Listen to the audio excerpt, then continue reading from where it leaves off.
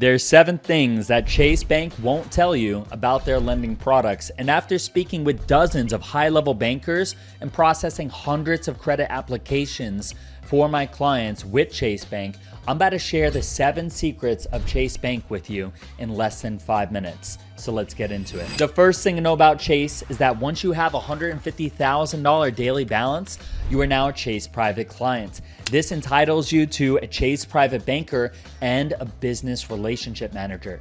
These business relationship managers can get you approved for $50,000 to $75,000 on a single Chase Business Inc. card, like my client Terrence from Los Angeles, who got $75K approved. Dana Deshawn from San Diego got $50K on a card. Austin from Florida and John Gray from Missouri both got $50,000 as well.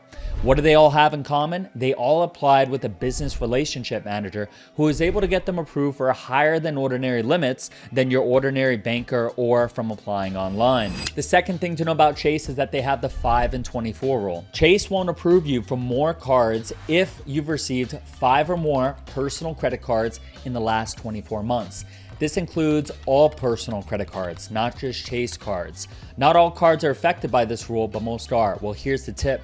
Business relationship managers can still get you approved for Chase Business Inc. cards despite being over the 5 and 24. The third thing to know is that you can transfer limits between business credit cards, and they offer solid pull credit line increase every 6 months. So let's say you get a Chase Inc. card for $35,000 and it's 0 interest for 12 months. When that 0% period runs out and you apply for another Chase Inc. card with 0 interest, maybe you only get approved for a low limit like $10K. You can actually move the credit limit from your $35,000 card, let's say you take $33,000, and move it to your new 0% card of $10,000, making it a $43,000 business credit card with 0 interest for 12 more months. The fourth thing to know about Chase is that they have a max credit card exposure of $150,000 across business credit cards and $250,000 across revolving credit lines. Recently, one of my clients, John from Ohio, was approved for a $125,000 business line of credit with Chase Bank.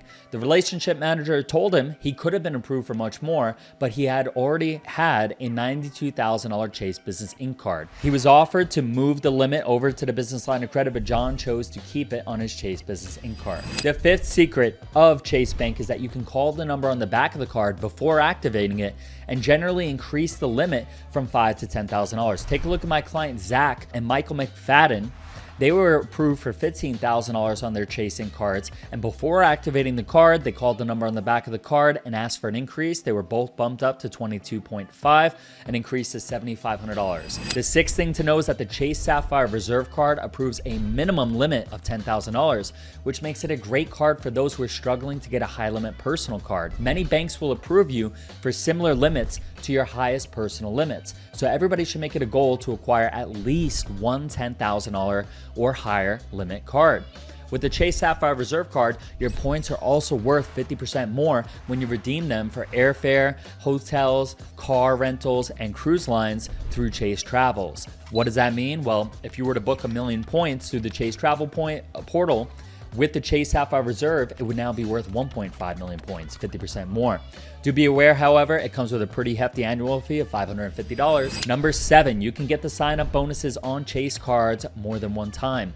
If you look at the fine print on any Chase card, you'll see that it says that you can get the sign-up bonus again as long as it's been at least 24 months since you last received the bonus. Why is that valuable? Well, after the 0% period ends on the Chase Business Inc., you can close that card, apply for the same card again, and get that 0% offer or any other sign-up bonus on other cards as well. That wraps it up for this video, guys. As always, I love to keep it short, valuable, and honest. So if you found this video valuable, be sure to like and subscribe, or I'm just going to quit YouTube forever. No, but seriously, guys, I really would appreciate it if you could show some love. Hit that like button, drop a comment below, be sure to subscribe. And as always, guys, links for credit repair and business funding with no upfront fees are in the pinned comments, as well as my one-on-one and group coaching packages. This is Credit with Colin, and I'll see you guys on the next one.